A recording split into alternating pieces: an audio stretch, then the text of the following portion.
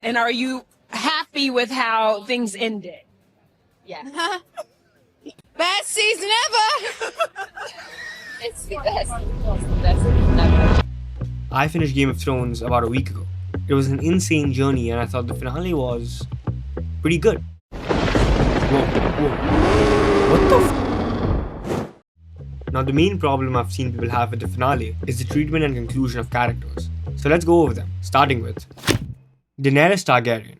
The main complaint I've seen people have with her arc is how she randomly went from the slave-freeing angel to the devil. But I didn't think it was random at all. Season 7, Episode 4. The Battle of the Gold Road showed Daenerys Targaryen burning the Lannister army by bringing a dragon to a battle in Westeros after 150 years.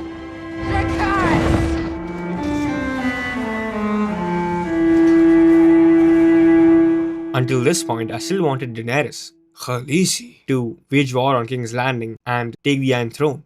But something about seeing men being burnt alive and the visuals of this battle made me root for Jaime, Bronn, and the Lannister army.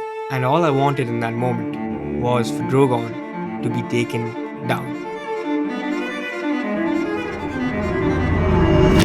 Jaime Lannister, my second favorite character in the show. He went from the devil to an angel to kind of back to the devil.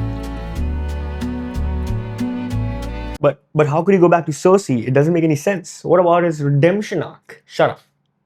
It makes all the sense in the world. You see, I don't think Jaime was ever a 100% bad guy. He literally saved the people of King's Landing from the Mad King, for which he was disrespected all his life. But whenever it came to Cersei, he was just... the worst side of him came out. You think I'm a good man? I pushed a boy out a tower window, crippled him for life.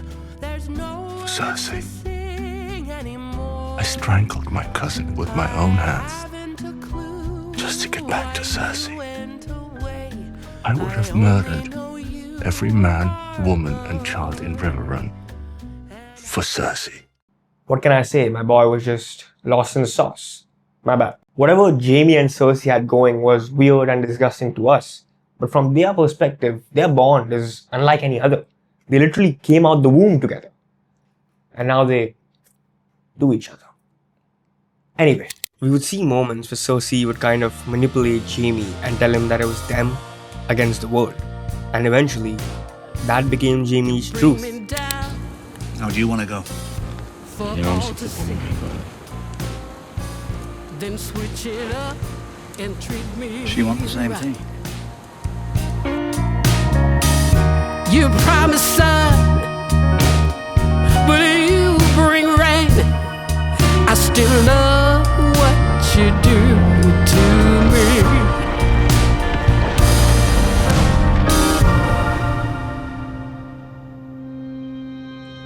The things we do for love.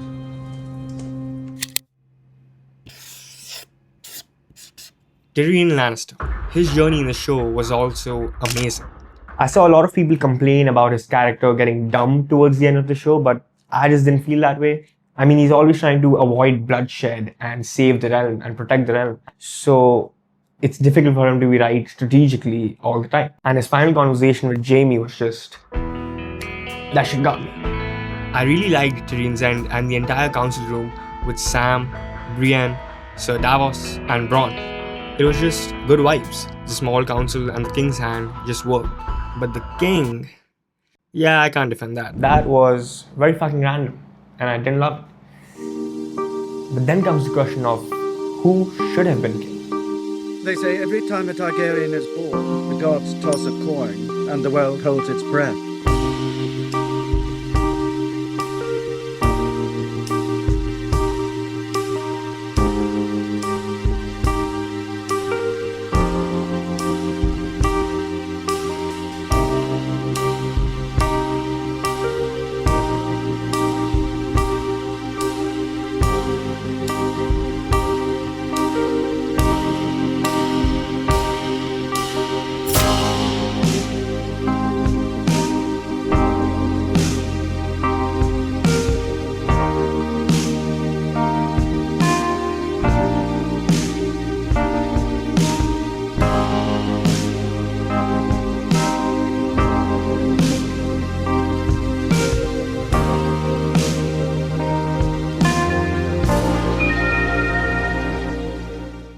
Daenerys freed the people of Meereen, but she was made to believe that she was the protector of the realm and the savior of the world.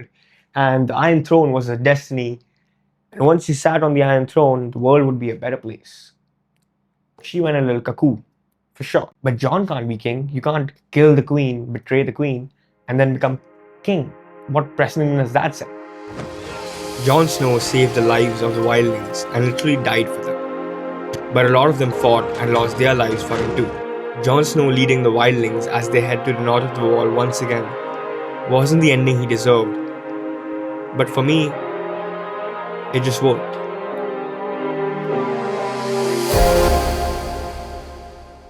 The entire reason I made this video is because of comments like these that claim the ending of the show is so bad that it ruined the show for them.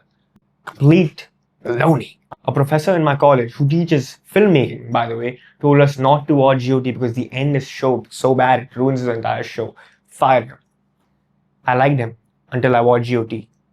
Fire him.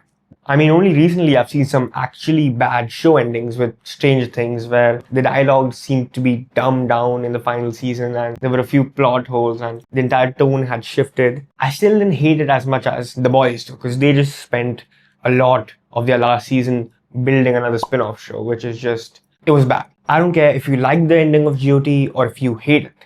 It doesn't take away from the journey the show was. I understand I wasn't there when the final season was just about to come out and the hype was up there, the expectations were up there, and there were 1,000 theories about how the show would end, and then maybe it would have been disappointing. I get that. But I still believe the ratings of the final episode of GOT are just unfair.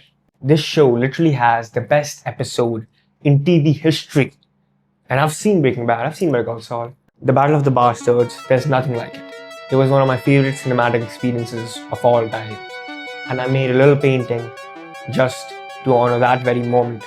And the show itself, and obviously, the man of the Night's Watch, Jon Snow.